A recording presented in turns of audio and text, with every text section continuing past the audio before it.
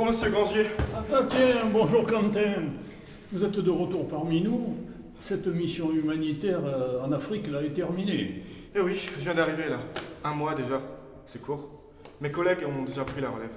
Le voyage a dû être long. Vous n'êtes pas trop fatigué? Très long. J'ai à peine dormi la nuit dernière. Je vous embêterai pas plus alors. Je vais rentrer et faire un petit somme là. Je reprends le boulot dès demain. Ah Quentin, je voulais vous dire, si vous aviez une petite minute dans les jours prochains, si vous pouviez passer me voir, je voudrais vous parler d'un souci personnel. Très bien, je passerai en rentrant de l'hôpital dans la semaine. Je vous remercie, vous êtes toujours aussi serviable. À bientôt alors. À bientôt, reposez-vous et bonne reprise.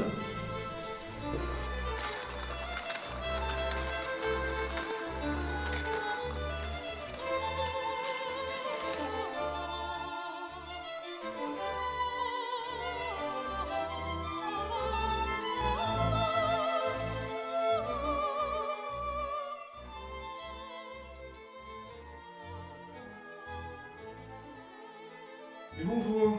Bonjour, Comment ça va Madame Zekovic? ça va bien. Bon, bien dormi? Ça a été. Je viens pour vous faire votre pansement. Merci. Bon, vous semblez sur de bons rails. Non, mais si vous le dites alors, Pardon. ça picote là. Hein?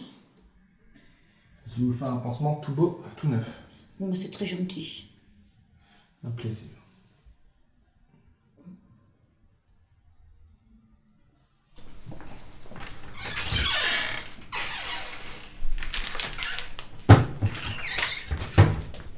Bon, j'y vais. T'oublieras pas de passer à 210 quand même. Ouais, t'inquiète, je Ok. finis ça, j'en ai pour 2 minutes. Allez, ciao. À demain.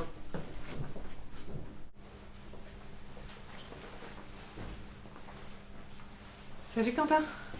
Salut Sandrine. Pas trop dur de te remettre dans le bain? Non, ça va. Finalement, reprendre ses marques, ça a du bon. Tu sais que t'as été une source d'inspiration pour moi. Arrête tes conneries. Si. Depuis que tu fais tes missions à l'étranger, ça m'a donné envie de me lancer moi aussi. Alors, tu devrais y aller.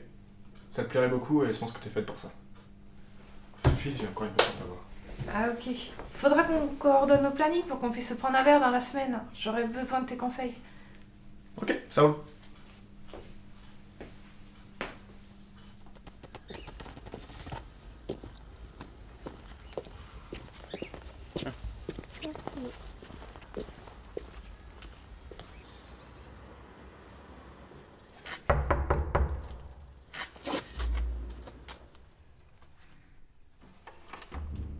Bonsoir.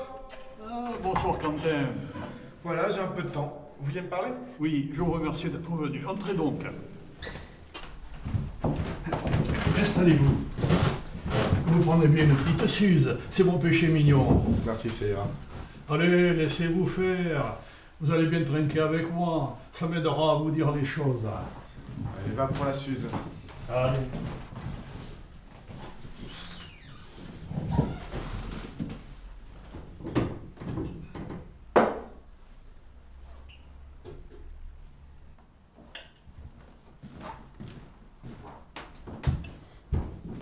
Merci.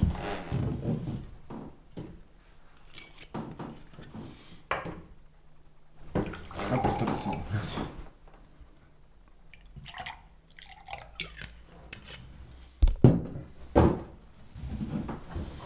Tchin tchin. Chin. Mon cher Quentin, comment vous dire, c'est un peu délicat. C'est au sujet de ma femme. Comme vous le savez, elle est très malade, et depuis très longtemps. Elle est dans la chambre à côté, elle dort. Oh, elle est rentrée de l'hôpital? Oui, je l'ai fait revenir ici. Elle en a marre de tous ces traitements depuis des mois que ça dure. Elle souffre terriblement et elle ne le supporte plus. Et moi, ça me fait beaucoup de mal. Alors, on en a parlé tous les deux et on a pensé que vous pourriez l'aider. L'aider, oui, mais comment? Ben, vous êtes infirmier et vous connaissez certainement des produits pour alléger la souffrance et en finir sans laisser de traces. Des produits, ça oui, on en connaît, mais je suis pas sûr de pouvoir prendre cette responsabilité. Je vous demande simplement de me fournir le produit nécessaire. Vous le glissez dans ma boîte aux lettres, et pour la suite, je m'en occuperai moi-même. Ce n'est pas une décision facile à prendre, monsieur Granger. Il faut que j'y réfléchisse. Réfléchissez, Quentin, réfléchissez. Mais imaginez la souffrance de ma femme. Et puis, personne n'en saura jamais rien.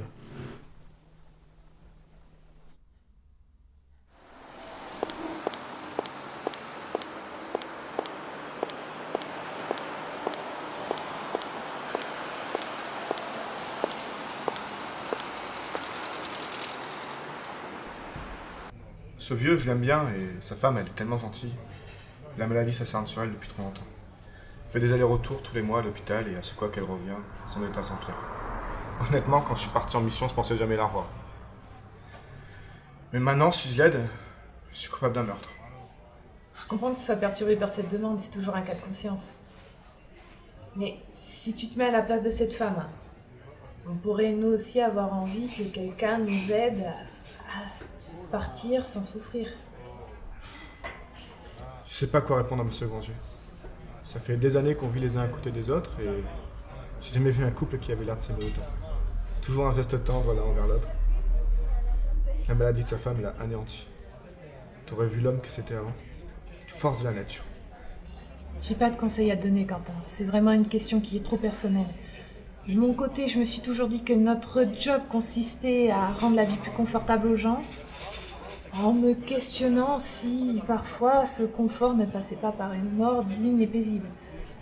Et puis, dans le cas présent, tu n'apportes que ta science, si je puis dire, à un couple qui décidera, oui ou non, de s'en servir. Dans tous les cas, cette femme, elle gardera son libre arbitre. Tu crois que ce n'est que ça? J'ai l'impression que je vais me sentir coupable de la mort de cette femme et que ça va me hanter toute ma vie. Et si j'étais inquiété par la justice? Mais tu sais très bien que personne ne se rendra compte d'un problème au vu de l'état de cette vieille femme. Et puis on peut trouver des médicaments indétectables. De toute façon, personne n'en saura jamais rien.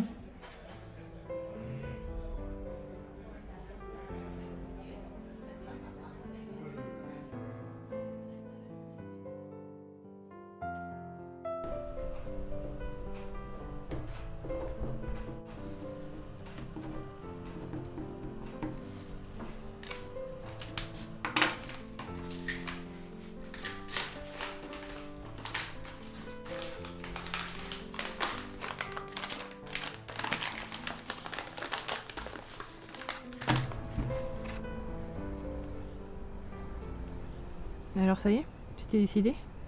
Tu as donné les médocs à ton voisin? Je lui ai laissé un paquet dans sa boîte aux lettres la semaine dernière. Ah, et depuis pas de nouvelles? Non. Mais en même temps, je suis pas pressé d'apprendre la mort de sa femme. Je suis sûr que je vais m'en vouloir. Arrête, Quentin. Dis-toi que tu leur as rendu service. Et son mari, il sera toujours reconnaissant. J'espère que t'as raison. Et que je vais pouvoir voir le bon côté des choses.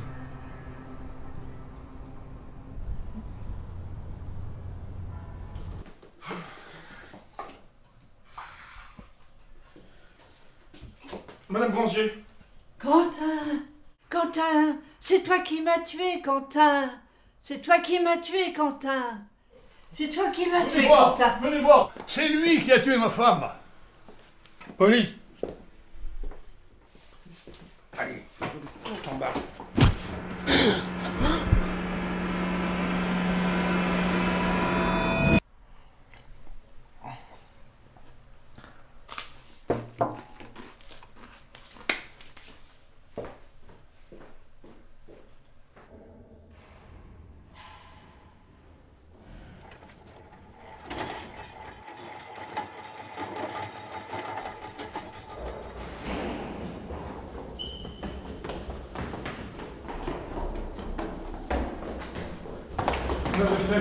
Je viens de voir 2 ambulanciers qui sortaient de l'appartement. C'est Madame Granger, n'est-ce pas? Mais non, mais vous n'êtes pas au courant. Madame Granger est morte il y a plusieurs mois déjà. Son mari vous en a pas parlé? Non, il m'a rien dit. Mais qu'est-ce qui se passe alors? C'est Monsieur Granger. A priori, il n'a pas supporté la mort de sa femme et l'idée de vivre sans elle. Il a voulu se suicider. Le docteur a retrouvé un tube de médicaments sur sa table de chevet. Il paraît qu'il a aussi laissé une lettre pour expliquer son geste. Bon, il faut que j'aille téléphoner à son fils, pour le coup.